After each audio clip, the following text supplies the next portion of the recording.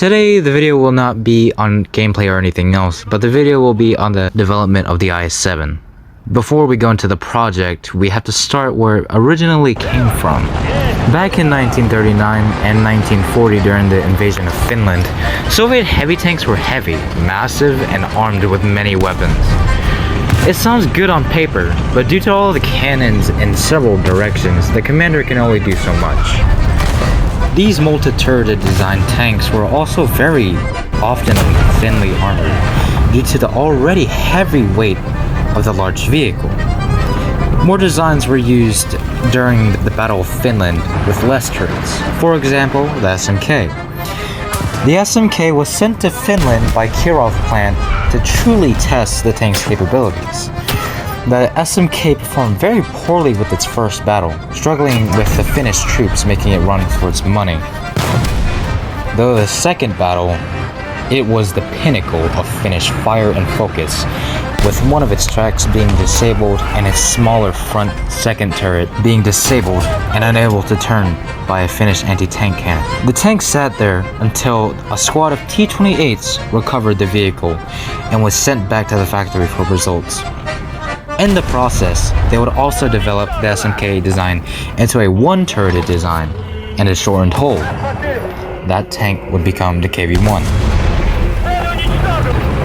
The KV-1 would perform well during the invasion of the Soviet Union, but at the Battle of Kursk, they encountered bigger problems. After the Battle of Kursk, winning with a slight edge, the Soviets developed a new series of heavy tank, the IS series. The IS-1 was ruled out for the IS-2, a Soviet tank with thicker and more conveniently shaped armor, a much more larger and heavier hitting gun, and a better and more suited power pack. With the gun on the IS-2, it could now eliminate the threats it encountered at the Battle of Kursk with ease, even taking part in the Battle of Berlin, destroying even more heavily armored and powerfully equipped tanks.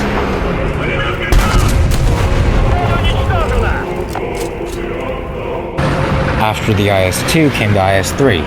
It was a response to the larger guns of the long German 88 and the 128mm cannons, with a new armor design called a pike nose. Though developed, it came too late for the war and was already over in 1945.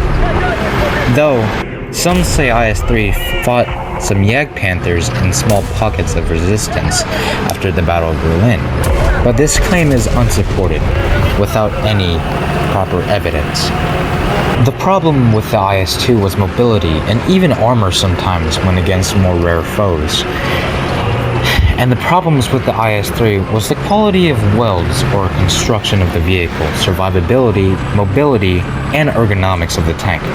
This is where we get to the IS-7. The Obj.260, or IS-7, is a project that was started after World War II in 1946. The project was started by Nikolai Fedorovich Shashmurin after some losses in World War II in armor brigades to heavy German anti-tank cannons. The previous variants of IS tanks that were in service like the IS-2 and IS-3, and tanks that were tested in the prototype phase like IS-6 or Obj.252, met their terms but still had flaws and many different speculations. Nikolai wanted to try and fix everything and make one vehicle that would be able to do almost anything. Nikolai used the armor aspects of the IS-3 to the IS-7, using a pike nose shaped front instead of a slope like the IS-2 and the IS-6. The tank would be armed with a massive 130mm gun instead of the 122 on the previous IS series, and would have a whopping 8 machine guns on each side of the tank, 6 being 7.62mm SGS machine guns, and 2 being massive 14.5 KVPT machine guns. The vehicle would be operated by a crew of 5, and would also have the most highest technologically advanced gear and equipment for the time, with the most sophisticated being a semi-automatic loading system. This system would be used to ram the rounds into the breech of the tank, with the crew placing the round onto a conveyor belt-like system. This would give the IS-7 a fire rate of a whopping 6 to 8 rounds a minute with the assisted loaders, 2 loaders in the semi-automatic loading system, compared to the 2 and 3 rounds a minute the previous IS tanks had.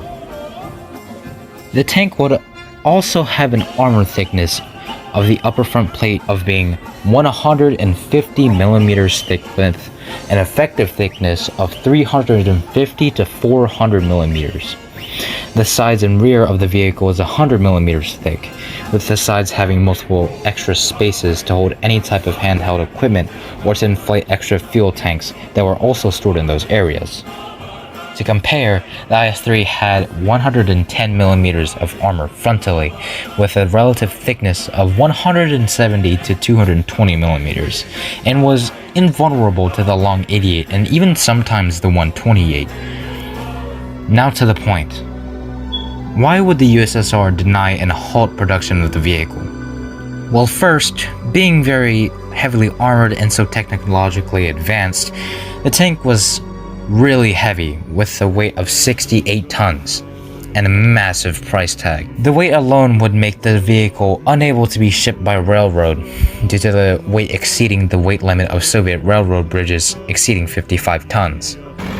The loss of one of the tanks would be devastating economically and maybe be even devastating to the design if salvaged and taken by the enemy and studied. So why do we need to know this information? Why do we care? The reason of this informational video is not for only people who want to go into the subject on armored vehicles from history, but is also to show that even the most perfect designs and most effort you can put on something is not going to be perfect. You have to trade something off for something else. Like, for example, the modern day military. Some vehicles are light, some are heavy, some are big, and some are small. Everything and something has to have a specific role. The people who also care about this information are the people who are and do design military vehicles or anything in general. To see an example from the past of why making something that can do anything in that specific area is not really possible. Now for the geographical question. What would have happened if this was actually put into service with the USSR? Political borderlines would look the same, but military borders may have different types of equipment and maybe even more hostile forces at the border to counter the new threat. The use of this tank would be for breakthrough, smashing into the enemy line and bypassing the enemy defenses. If this was also put into service, it would increase the culture of the Soviet Union's fond and stereotypical relationship with its ground forces or military, and maybe in propaganda posters that might affect a little bit of population and migration of the Soviet Union.